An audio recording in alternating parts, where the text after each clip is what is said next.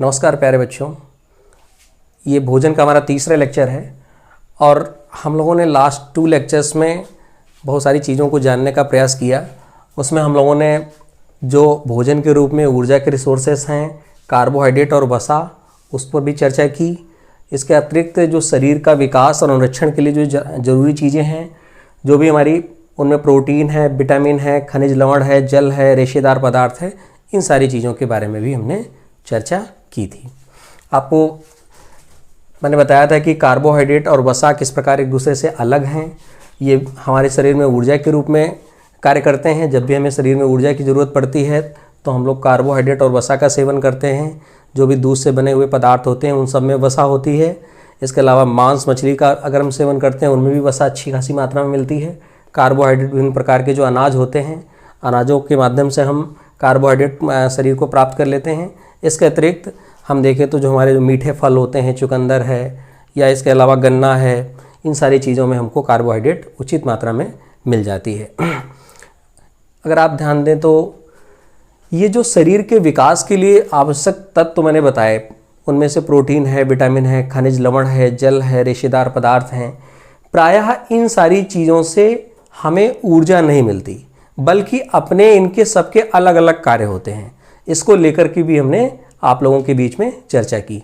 Protein के बारे में हमने आपसे चर्चा की थी कि ये शरीर में हमारी टूटी फूटी कोशिकाएं जो होती हैं उनकी मरम्मत करता है, नई कोशिकाओं का निर्माण करता है, और भी बहुत सारी चीज़ें इसके बीच में मैंने चर्चा की थी आपके बीच में। प्रोटीन के जो अच्छे रिसोर्सेस हैं उनमें आप देखेंगे कि अंडे का सेवन करिए, सोयाबीन का सेवन करिए, तरह तरह की जो दालें हैं, विभिन्न प्रकार की दालों में अच्छी खासी मात्रा में प्रोटीन हमको मिल जाती है।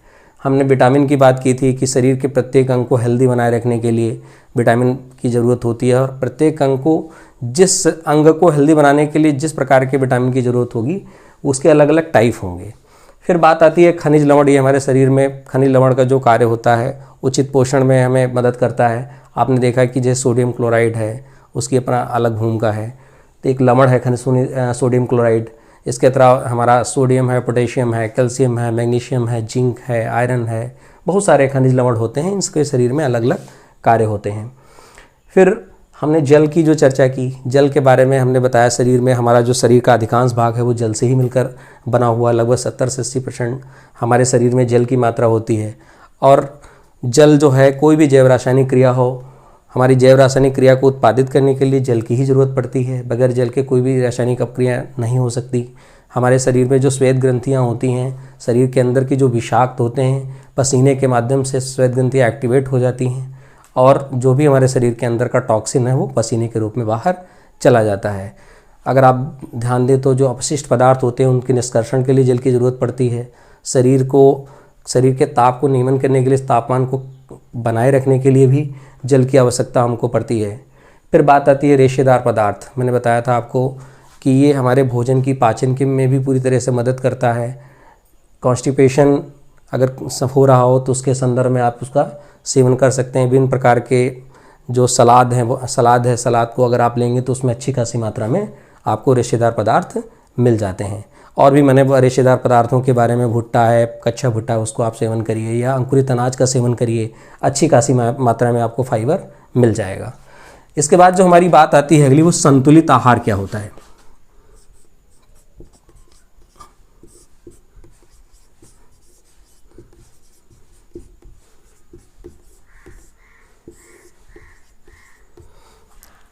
अगर हम बात करें तो वह आहार जिससे आपके शरीर को उचित पोषण मिल सके, हर प्रकार के पोषक तत्व आपके शरीर को मिल सके, तो उस आहार को हम लोग कहते हैं संतुलित आहार। और प्रायः हम देखते हैं वही आहार हमारे लिए सर्वश्रेष्ठ होता है जिसमें ये सारी चीज़ें लगभग हमको मिल जाती हैं। अगर हम देखें तो अगर कोई भिखारी हमारे यहाँ आता है तो उसको बहुत सारी समस्याएं होती हैं, और उसको खाने के लिए हमें मांगता है तो उसको रोटी मान लिया दे दिया, तो अगर रोटी देंगे तो उसको खाली कार्बोहाइड्रेट, बहुत ज़्यादा उस पर तेल अगर आपने लगा दिया तो वसा के रूप में भी मिल जाता है। लेकिन अगर वो किसी अन्य चीज़ की मांग करता है, मान लिया उसने हमसे कह दिया पनीर दे दीजिए, तो आप कहेंगे भाकरे क्यों, क्या करोगे, इस तरह की चीज़ें होंगी। तो अगर देखें तो गरीबों को प्रायः विटामिन और जो प्रोटीन होते हैं इनकी उनके अंदर अभाव देखने में मिलता है, और इसकी पूर्ति करने के लिए अगर आप कुपोषित हैं, कुपोषण से बचे रहने के लिए प्रोटीन और विटामिन की ज़बरदस्त आपके शरीर में आपको ज़रूरत पड़ती है। तो संतुलित आहार में हमने ये जाना कि ऐसा आहार जो आपके शरीर को विभिन्न प्रकार के पोषक तत्व, जो आवश्यक पोषक तत्व हैं, संतुलित मात्रा में दे सकें, उसे संतुलित आहार कहा जाता है। अगर हम एक थोड़ा सा संतुलित आहार का उदाहरण ले लें कि कौन कौन सी चीज़ें हम सेवन करें, एक तरह से पूरी बैलेंस डाइट हमारी बन जाएगी। तो उसमें अगर हम बात करते हैं, एक कटोरी अगर हम दाल लेते हैं, भिंडी मान लिया सेवन करते हैं भिंडी का, भिंडी के अलावा अगर आप सलाद लेते हैं, और भोजन में आप पानी तो लेंगे ही लेंगे। सलाद के रूप में आप टमाटर लेते हैं तो बहुत अच्छा है।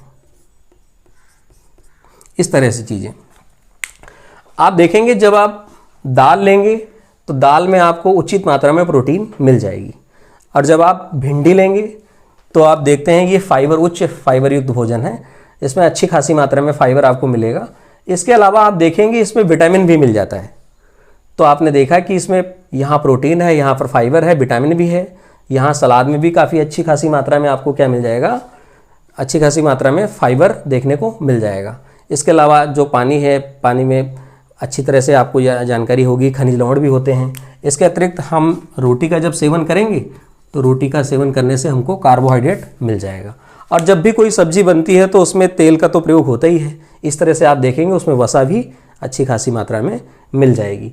तो आपने देखा कि दालों में प्रोटीन, भिंडी में विटामिन, सलाद में भी अच्छी खासी मात्रा में रेशेदार, इसके अलावा भिंडी में भी अच्छी खासी मात्रा में आपको फाइबर मिलेगा, पानी में खनिज लवण मिल जाएंगे, रोटी में आपको कार्बोहाइड्रेट मिल जाएगा, और जो तेल का प्रयोग करेंगे उसके साथ में खाना बनाने के लिए उसमें आपको वसा भी मिल जाएगा। इस तरह से ही देख सकते हैं कि हमारी एक बैलेंस डाइट है, जिसको हमने आपके बीच में समझाने का प्रयास किया।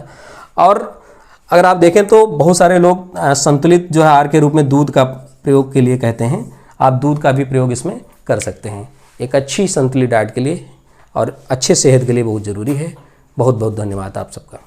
Thank you.